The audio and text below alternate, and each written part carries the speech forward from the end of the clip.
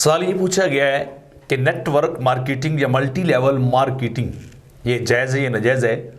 तो उसका जवाब ये है कि आजकल बहुत सारी कंपनियां नेट के ऊपर अवेल हैं जो इसी काम में नेटवर्क मार्केटिंग के अंदर लगी हुई हैं या मल्टी लेवल की मार्केटिंग कर रही हैं।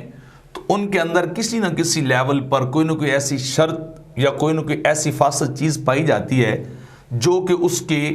रूह को ख़राब कर देती है, उसकी हकीकत को ख़राब कर देती है या उसकी वजह से वो बिज़नेस हराम हो जाता है।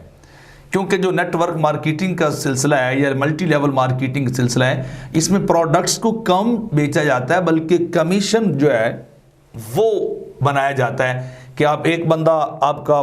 जो बनाया अकाउंट होल्डर बनाया या आपका वो क्लाइंट बनाया, आप वो आगे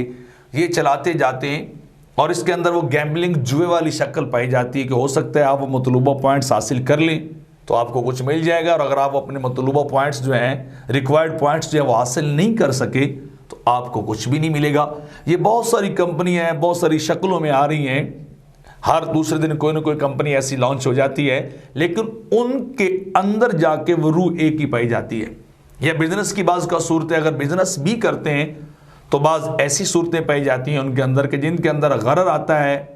या कब्ज़ा नहीं आता है या चीज़ से ला इल्मी आती है। तो ये ऐसी शराइत हैं जो तिजारत में शरई तौर पर नाजायज़ और इनकी वजह से तिजारत